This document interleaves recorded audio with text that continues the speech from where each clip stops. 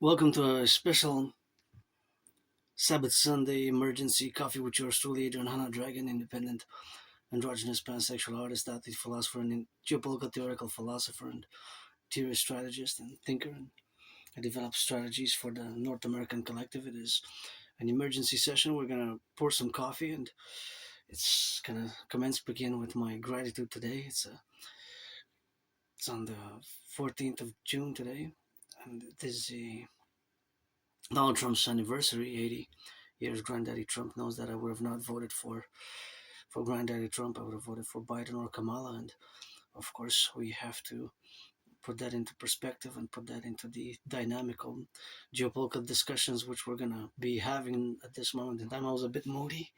I stretched a bit. I was craving a massage therapy session, but I paralleled it with my gratitude. I here where I live, where I reside now, I have a bathtub and I can take a bath later on or tomorrow. So I was a bit of a mess, but I have the cup of coffee, so we're gonna pour in these two cups and we're gonna go rock and roll in 24/7 for the firefighters, butchers, bakers, nurses, doctors, electricians, the plumbers, the welders, train conductors, and all those involved in the production and distribution of food, and Hydro-Quebec workers, now the nurses, and tomorrow the daycare workers are going to change some diapers, and the dock operators, the grocery store clerks, those cooking, and those doing some food delivery. Actually, yesterday I split 50-50, and well, actually, on the food we split 50-50, but I got some good food yesterday, and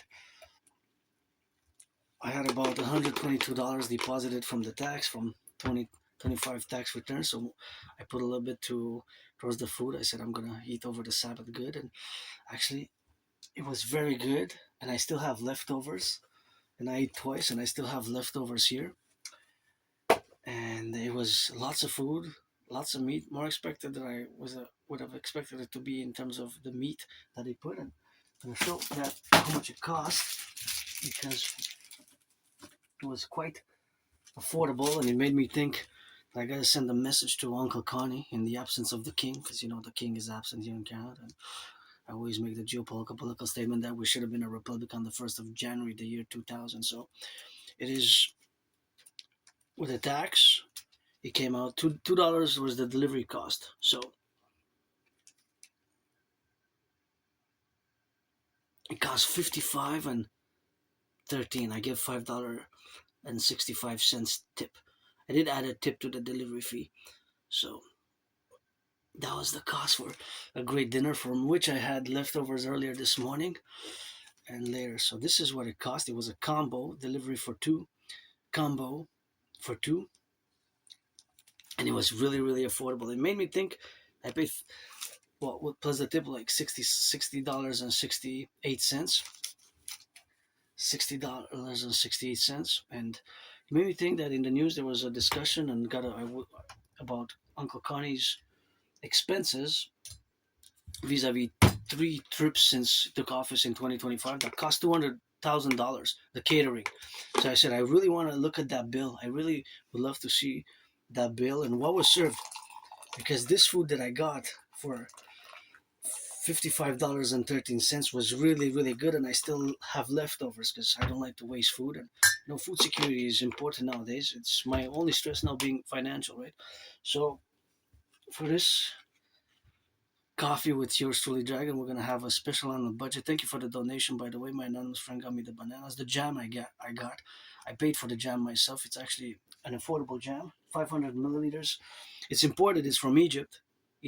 But on the market, it's actually more affordable than some of the jams that we grow local. So it's a very affordable one. It's less than $3 for this big one, for 500 milliliters, which is the equivalent of 500 grams. So it's half a kilo, and I use it often.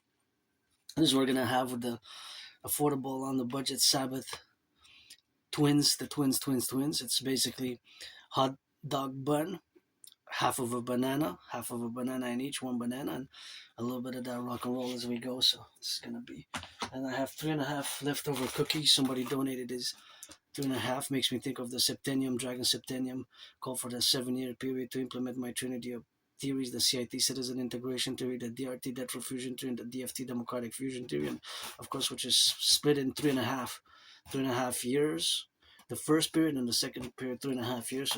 So I'm calling today on the 14th of June without the priestess of the goddess, which is I singing too much of that happy birthday, Mr. President. You know, my theory is best, and in the absence of the king, for moving forward in the coming days, weeks, and months ahead.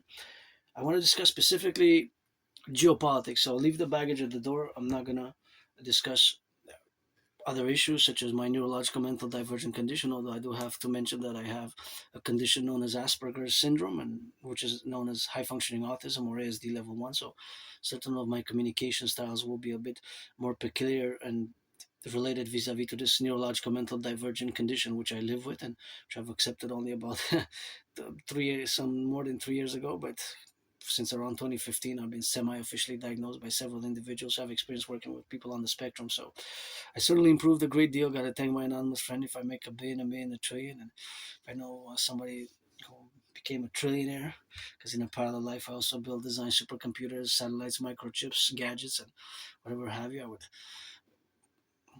be content today that although I'm financially stressed, I got trillions of kisses every full moon. I get another trillion of kisses added. So in the past 44 moons, we got to add 44 trillions of kisses to the 718 trillions of kisses that I already got. So if you're 18 plus, you got to be for that play, pledge allegiance, legions, and you can get some of those trillions of kisses. Otherwise, I don't need. And paid my rent, paid my electricity bill, and I was happy just for the food that I got last night. We watched a great movie. I'm gonna do a movie review in the coming days. Several movies that I want to do some special reviews as I did in the past, but now we're gonna focus because it's a geopolitical emergency. So leave the baggage at the door.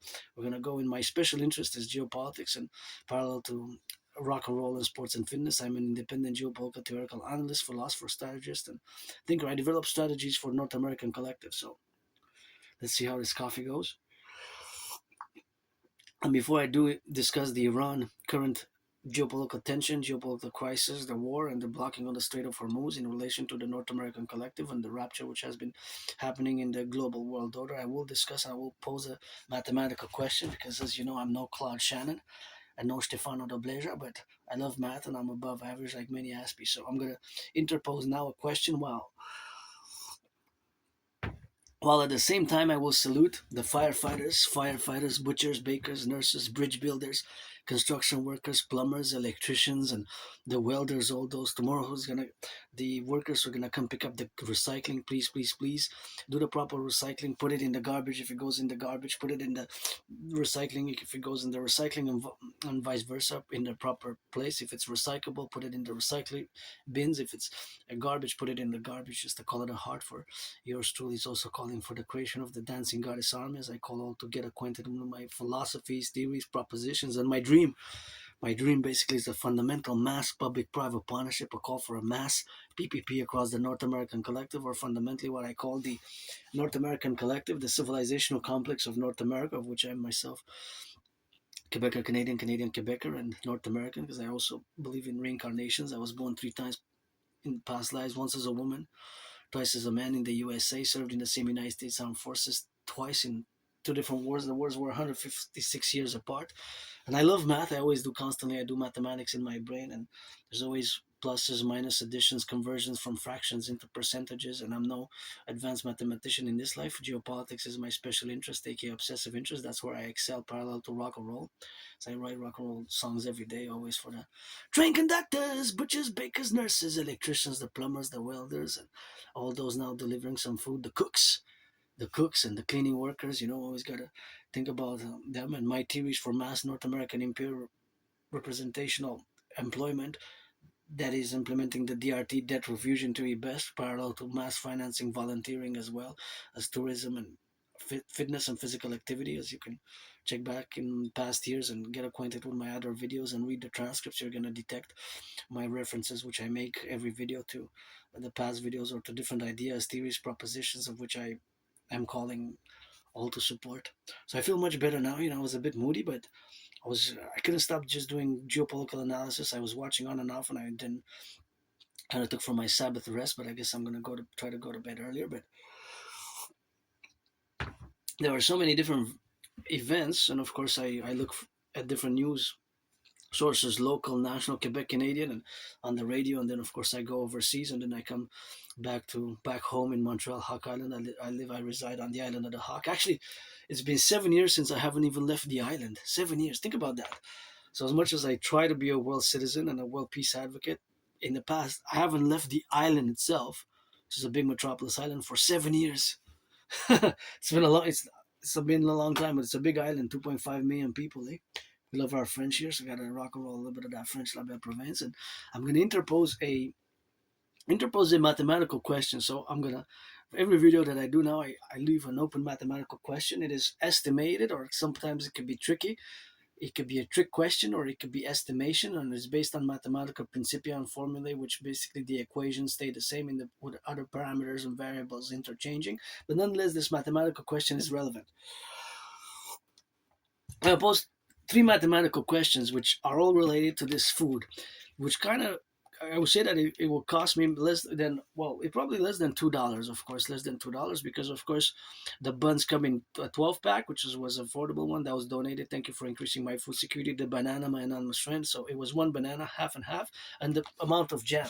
So these twins, they have different weights, right? There's a ratio between this. See how I'm going to show you before I go deep into geopolitics how my Aspie brain sometimes works. So if I am to weigh each and every one of these sandwiches, well, actually it's a special dragon affordable hot dog bun to go with the coffee, right? It's basically a banana sandwich.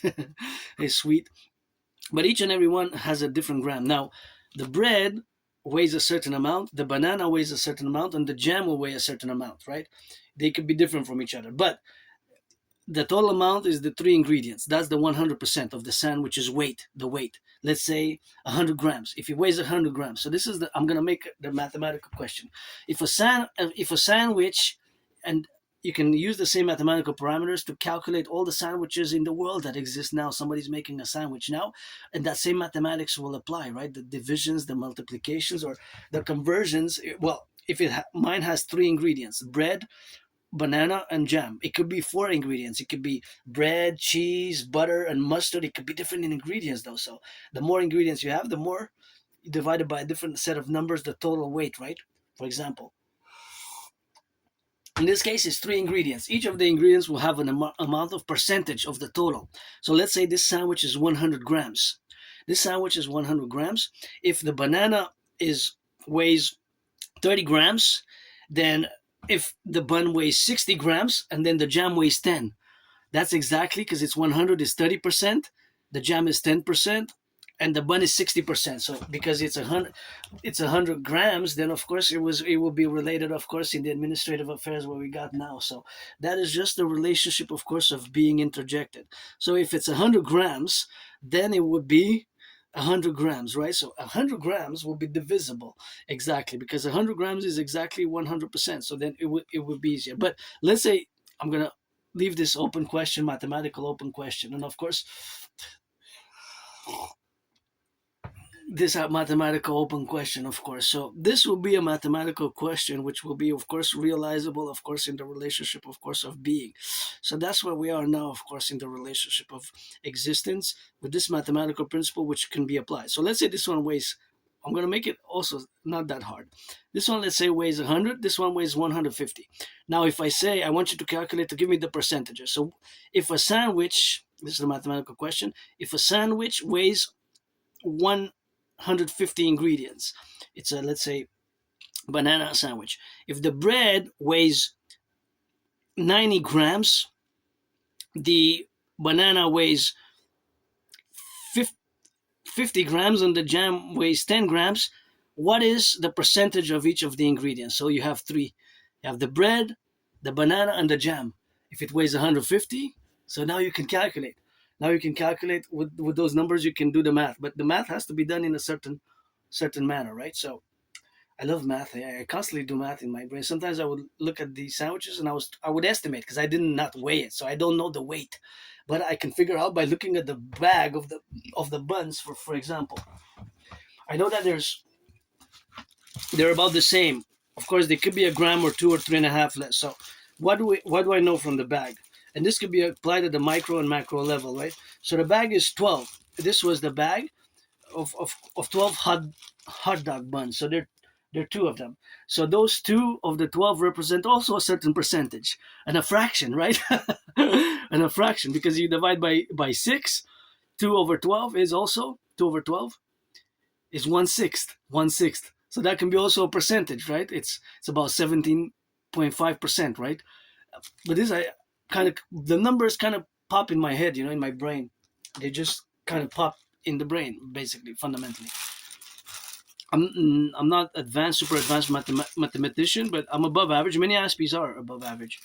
But I love math. I could do math for hours like this. The percentages, ratios, this type of math. I mean, like, and I constantly do it in my brain, changing conversion, the fractions to percentages into fractions, and those parameters. So now I'm trying to figure out the weight, because if they're 12, where does the weight is not indicated? Interestingly enough, I'm not seeing the weight here. Oh, maybe here.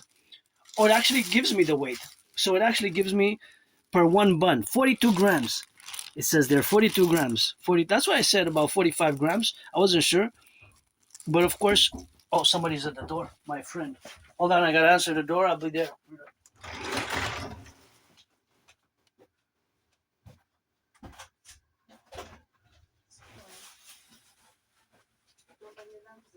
Don't bring them down because there's breakable stuff. Don't bang them down. Bang them down, eh? Even they're wet. They're wet. So Where? I guess on the floor.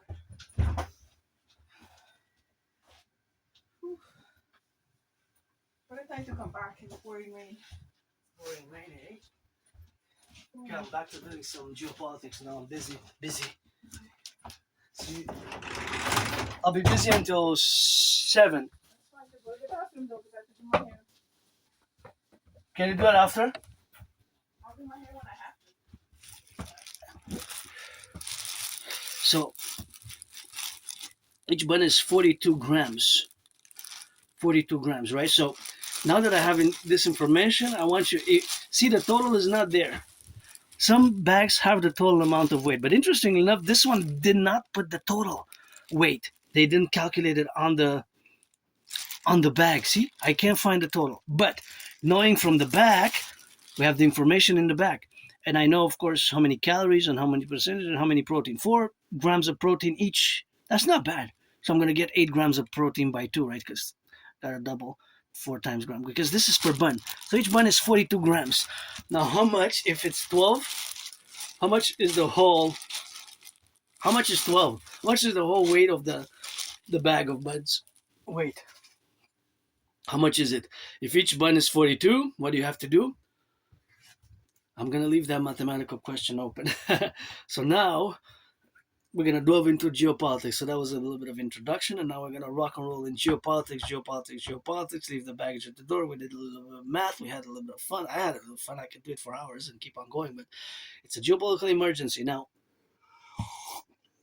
I always start the discussion on geopolitics with my prediction from 2019, from October 2019 to be specific, just before I survived COVID right in this room of Sun Temple here, between mid-February and mid-March 2020. So a few months earlier, and I have the proof because I have the videos online, I created also a workout training program system design to go hand in hand with such an event, such as scenarios. Of course, I created the General War Integrated Total Body Training System, aka the Dragon Army Workout, to be an efficient, simple, effective workout training program system designed to go with such an event. So, and I performed more than 372 sessions myself of that same program, which I developed right here in 2019 October. So I predicted, of course, that there was going to be an international conflagration. Of course, the international conflagration, which I predicted, of course, was vis-a-vis the relationship, of course, that many nation states have now resolved their 20th century Cold War period era tensions, conflicts, and that they will reemerge.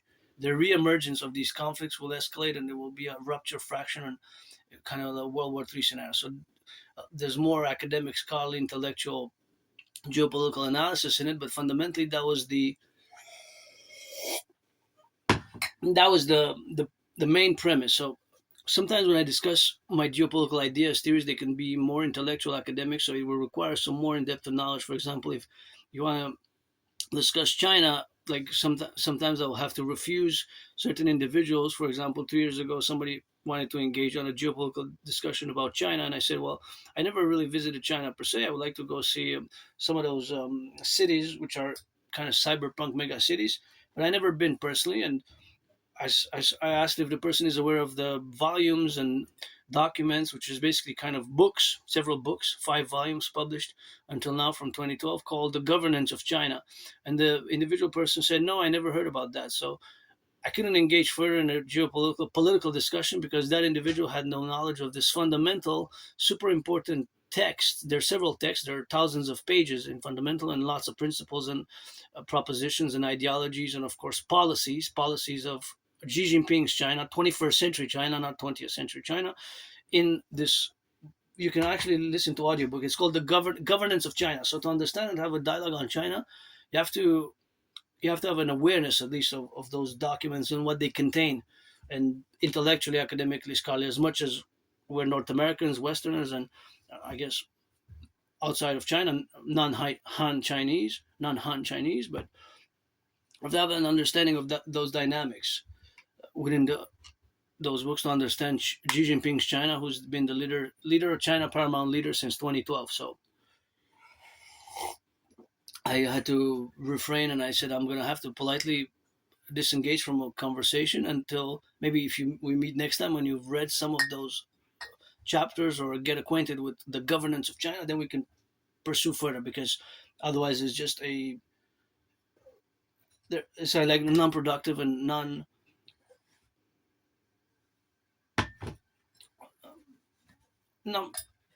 non-efficient, non-productive. It's non it's not going to produce any valuable discussion, geopolitical political discussion, right? From my perspective, but also from any perspective, those who are familiar with the governance of China will understand the motive, the reason why I made that statement. Just like to understand my philosophies as an individual who's part of this tiny minority, tiny small minority of people who live with Asperger's, and well, I'm also part of the LGBTQ community. I've been now the androgynous pansexual out of the closet for many as long as I can remember, pretty much.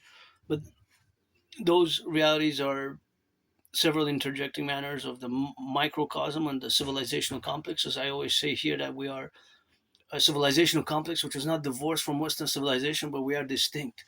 We're not divorced from Western civilization, but we are distinct. So, of course, all that faculty, of course, is the relationship, of course, of which we engage now with. So that, of course, dynamic is, of course, the representation where we coexist now.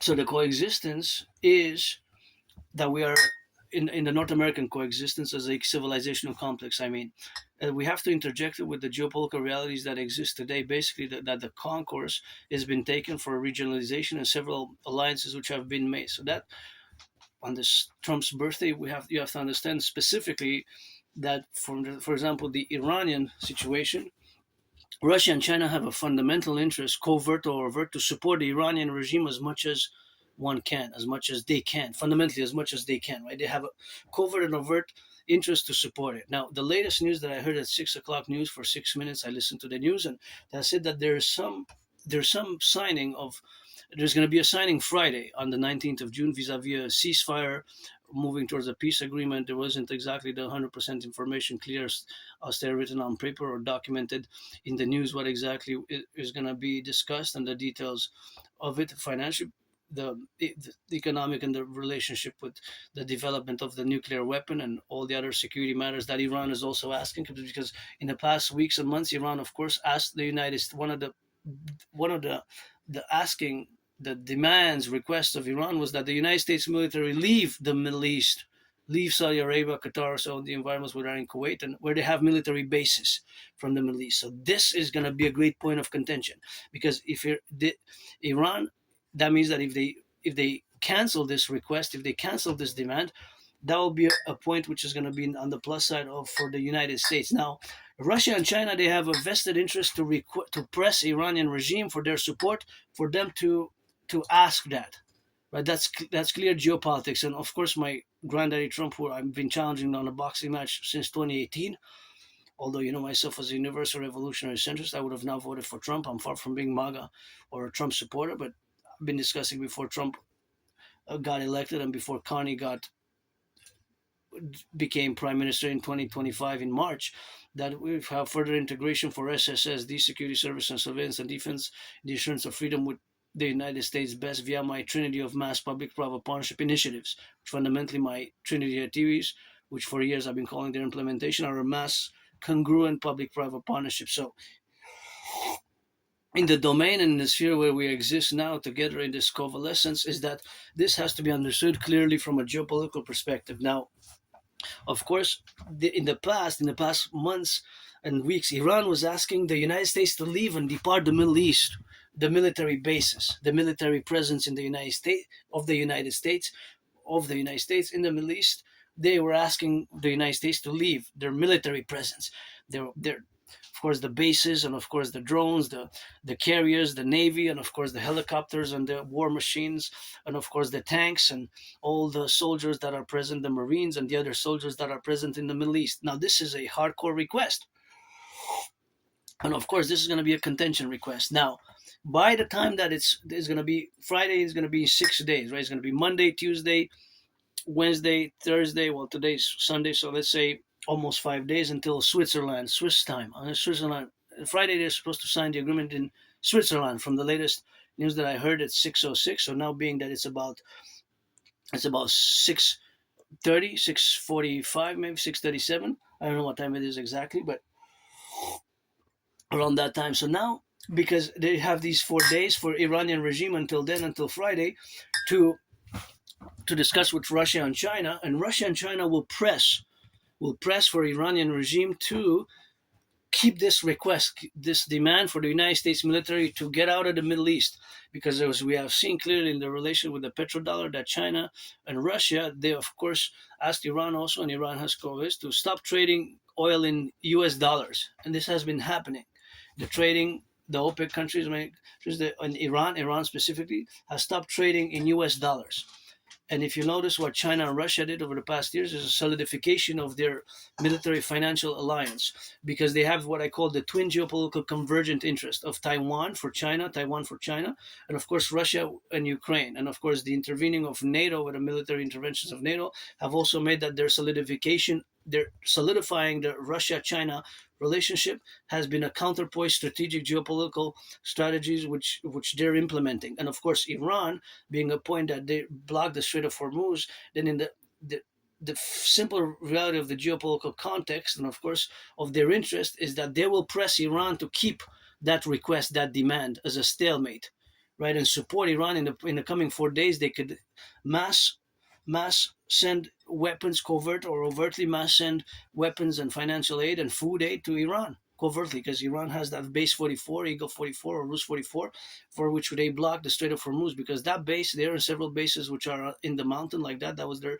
military defensive strategies that they applied, especially vis-a-vis base 44, is of course it cannot be destroyed from bombardment, from aerial bombardment. So the Air Force, Israeli Air Force, and the United States Air Force, technically they can bombard it, but they're going to cause some damage. But it cannot really be destroyed because it's deep in the mountains.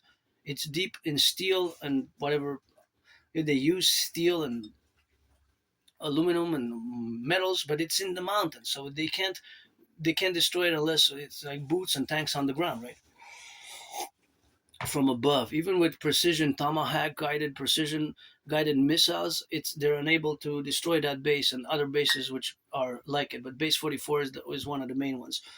So Russia and China, by Friday, they could of course send maybe even troops, or maybe overtly send supporters, whether financial, economic, or otherwise military, in terms of of drones or whatever else material, such as rare earths from China. China mass produces rare earths and other things that Iran might need to produce their drones.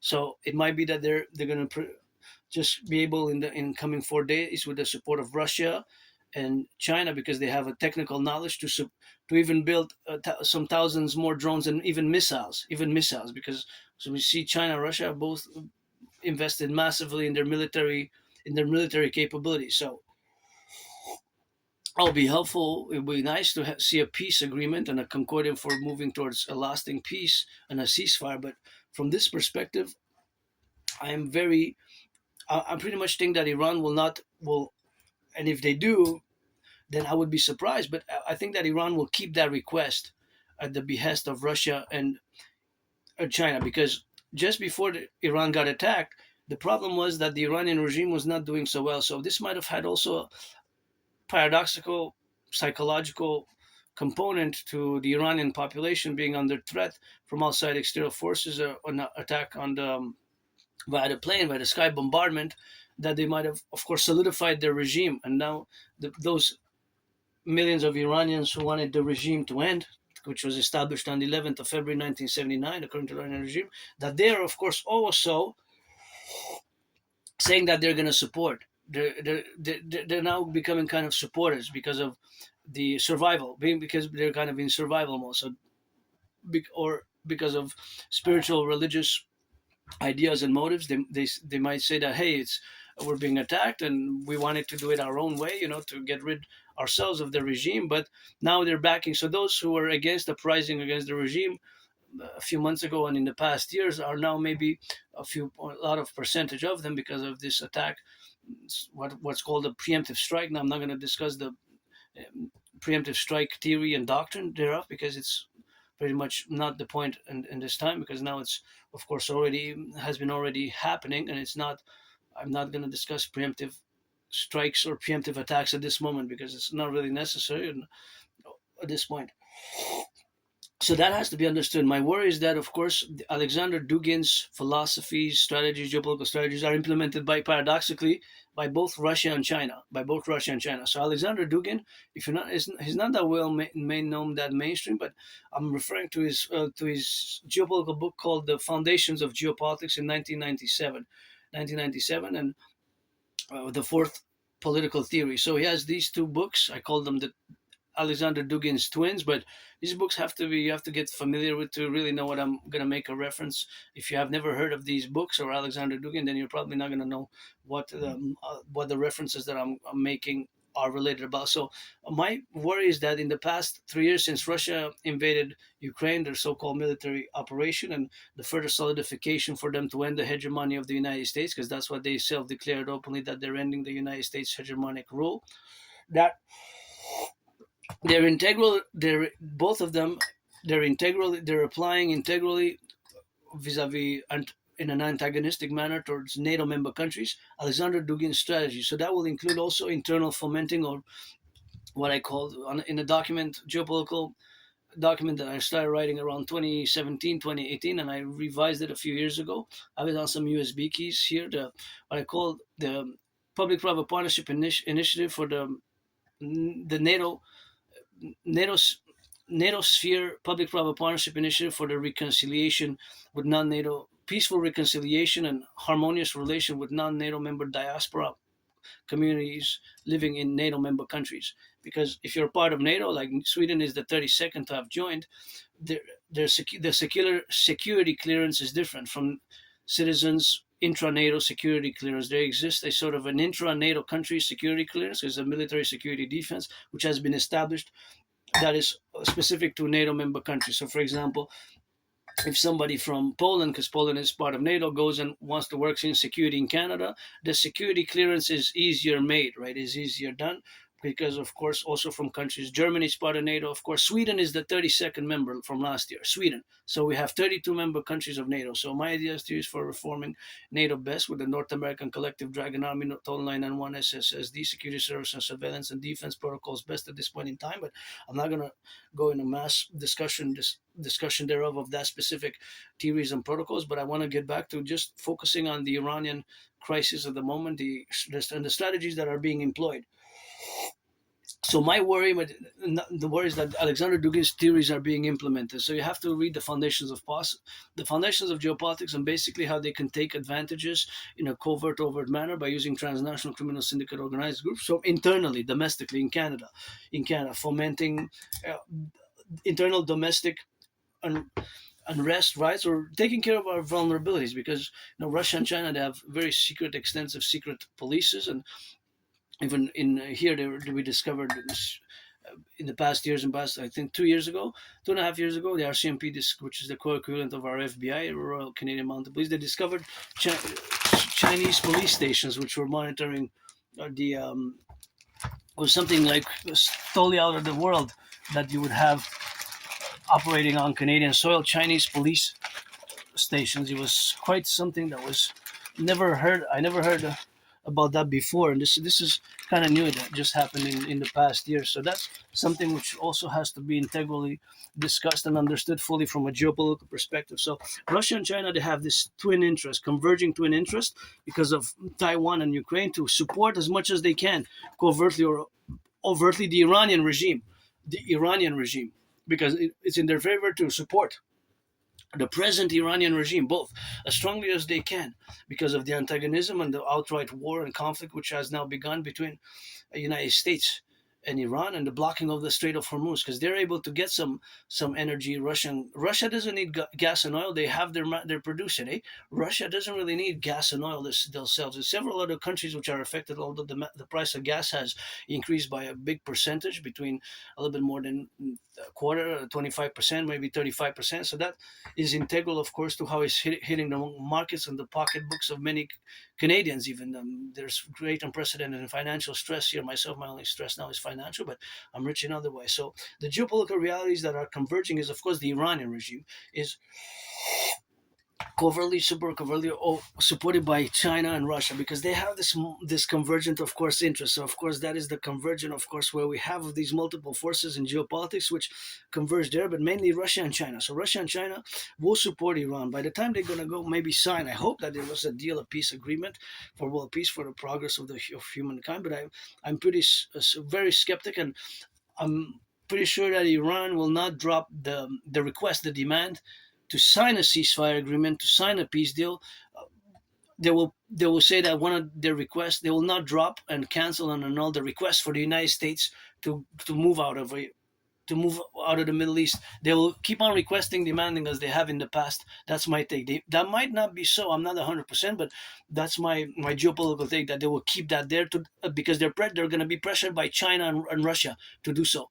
They, for their mass support of the Iranian regime, that will be supported by Russia and Russia and China will pressure Iran, say, keep that there. We want the United States military out of the Middle East. We want the United States military out of the Middle East. Keep it on one of the requests, in order to have a ceasefire. Keep it there, because they now have, it's like a fumble, like I discussed in the past, like a fumble recovery. So now Iran kind of has a paradoxical upper hand with the Strait of Hormuz, and Russia and China are going to back them in the coming days. They're going to maybe even mass mobilize to mass support them militarily, by rare earths or by finance or by food, even cans of food from China.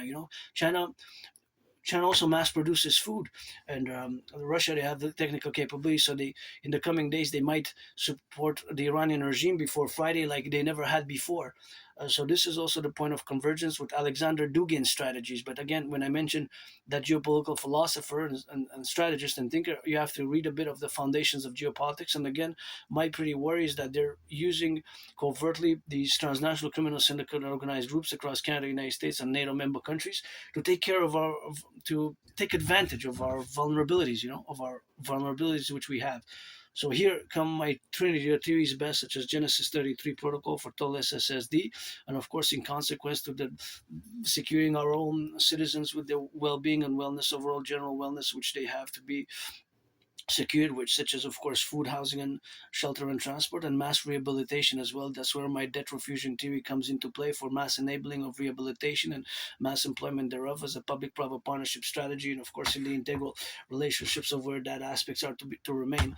So 3 points, I guess, that I want to make the fundamental aspect, that Russia and China have the twin interest to support Iran as much as they can. So that will be the number one geopolitical point and reality that we have to totally understand. And Uncle Carney and Granddaddy Trump, who have been challenging on a boxing match on the Canadian U.S. border since 2018. Let's build the greatest ever Imperial Coliseum ever built between the Great Lakes, of course, to be bigger than the Caesar Superdome, where Super Bowl 47 was built, and Super Bowl 47 was built, and of course, where Super Bowl 47 was fought, and several other Super Bowls were fought and played, battled out. Super Bowl 47 is one of my favorite Super Bowls. And of course, all that remains to say, of course, in the correlation where we get now the parameters to establish that relationship, of course, we have to correlate with with our affairs here in the North American Collective, and that'll be a great one. Part of my dream is seeing a big, mega super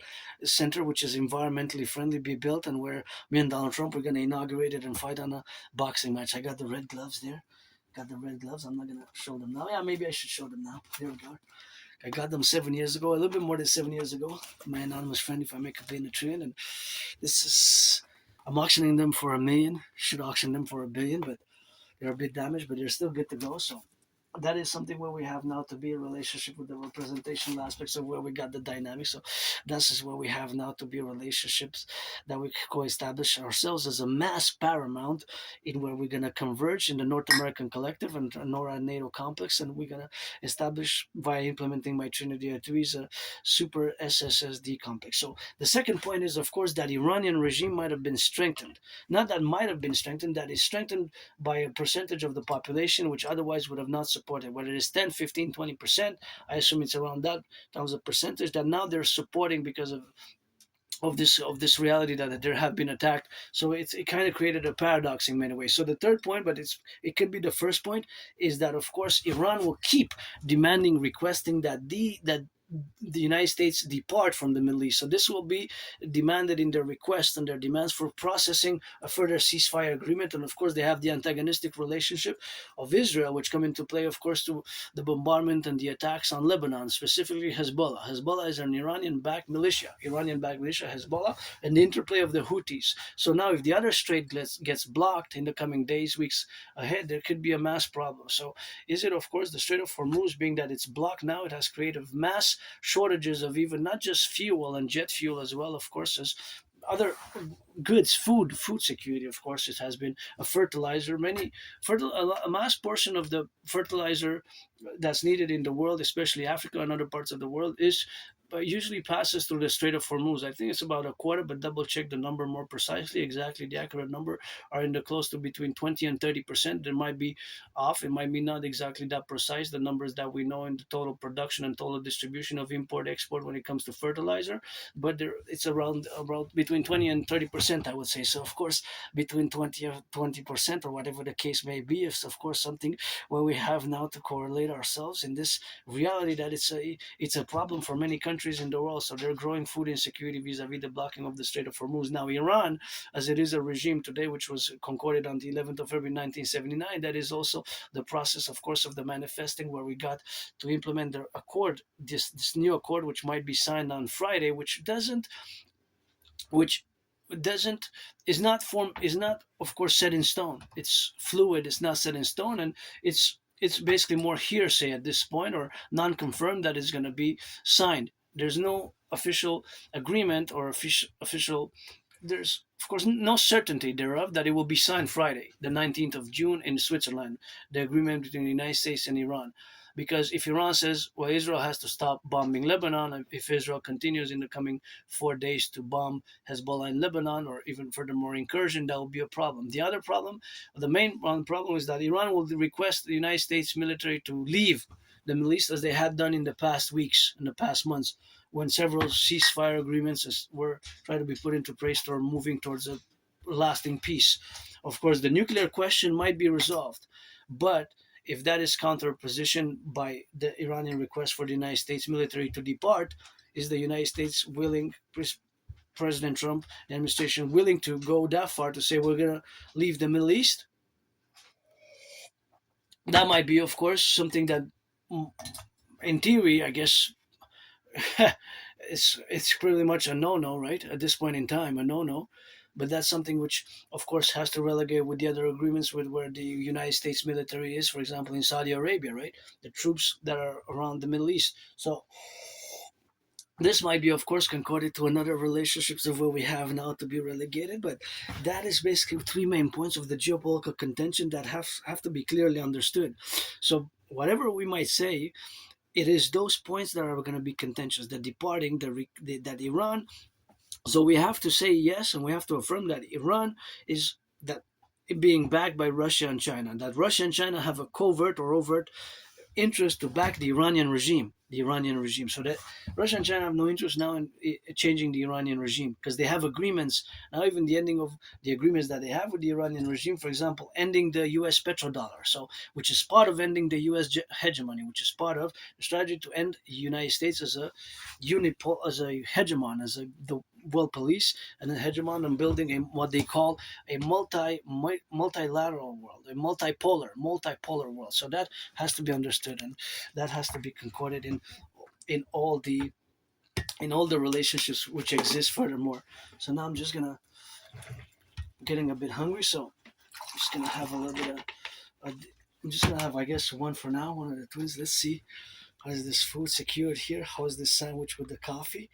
Maybe we're gonna have it in the relationships of where we exist now to be concorded, but that's just the official, of course, where we coexist now. So that relationship, of course, is always to drink and eat and salute the firefighters, the butchers, the bakers, the nurses, the doctors. How many trucks are going now east, west, north, south with bananas, with jam, with coffee? How many are going with coffee, with jam, with bananas? That is something where we got, of course, to be, of course, relationship, of course, to think and meditate. But actually, with certainty, there's an exact number, right? That is going now, but we have to take into consideration the time zones. But this at this point in time, there's an exact amount. I have to specify a geographical region, right? A geographical region being Montreal, Canada, or Canada, coast to coast, 10 provinces and 50 states. That is the 63, of course. That is the 63, of course, super states, which are the plural, of course, representation where we have now to correlate together in the administrative effects, where we got to think and we have to strategize to implement the SSSD via the DRT, the Dutch Fusion Theory, and my citizen integration theory, my democratic fusion theory, and fuse the RCMP and the FBI into the CPS, and of course CSIS and CIA into the Imperial Security Integrated Service, Imperial Security Integrated Service, and concord the other strategies, of course, which are mass public-private partnership. So now across Canada and the United States, there's an exact amount. There's always a minus and a plus because when I take a bite, I guess that's minus from the supply. So the minus of the supply, of course, it is the concordance which we have, of course, now to appellate. But there's an exact amount of buns. There's an exact amount of buns, an exact amount of tons of bread. Tons of bread that exists, and of course tons of bananas in both Canada and the United States. And once you eat them, it goes out of the supplies, right? I eat and I shit. I eat and I shit. I eat and I shit myself, eh? And of course, there's an exact amount of milk. There's an exact amount of milk, and there's an exact amount of consumption. Now, there's an exact amount of across Canada and the United States. There's also an exact amount of food supplies that is in being supplied via the trains. Got to salute the train conductors, and of course, all that, of course, is to say that is not just the train conductors, which have, of course, the implementation thereof, and of course, that is something which we have to concord it in the official account, which we're making now, a mathematical account vis-a-vis food security for both Canada and the United States. But there's food in the fridges for the citizens, and there's food across the big stores, and there's food being transported across Canada, east, west, north, south, right? There's how many trucks do you think there are traversing now? Salute the truckers. There might be thousands of trucks. Out of those trucks, there's an exact percentage of trucks carrying bananas because, of course, they're transported by the ports, but then they have to be loaded in the trucks, and the trucks have to bring it to the different markets because from the ports to the markets, it takes the trucks or big vans, right? Mm-hmm. Sugar.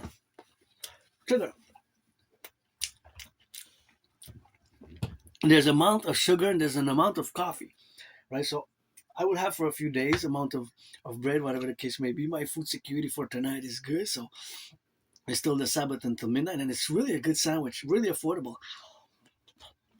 really good, but it's a good one. So that is, of course, always something that goes on in my brain, in my head, right? Even now, somebody might order some pizza across the 50 states, and that pizza weighs a certain amount, and that pizza has. I'm gonna ask one last mathematical question. A pizza with 3 ingredients weighs 150. Well, that's a bit low, but it has to be a little bit more. So I'm gonna say 500 grams. Pizza weighs 500 grams. If a pizza weighs 500 grams, if the pepperoni weighs 44 grams, the cheese weighs 22 grams, and of course the cheese then the cheese weighs 40, for whatever the numbers, you're going to calculate the same. So if it weighs 500 grams, let's say the pepperoni weighs 50 grams, the cheese weighs 25 grams, and the ketchup weighs 10 grams, and there's also, let's say, mushroom weighs 75 grams. What is the dough? What is the dough weigh, and how much is the dough in percentage? So I gave you all the information for you to be able to calculate mathematically. I guess maybe you're never gonna look at a pizza the same, but that's always going on in my brains. These fractions, representations, and percentages. There's math everywhere. You just gotta see it. Do you see it now?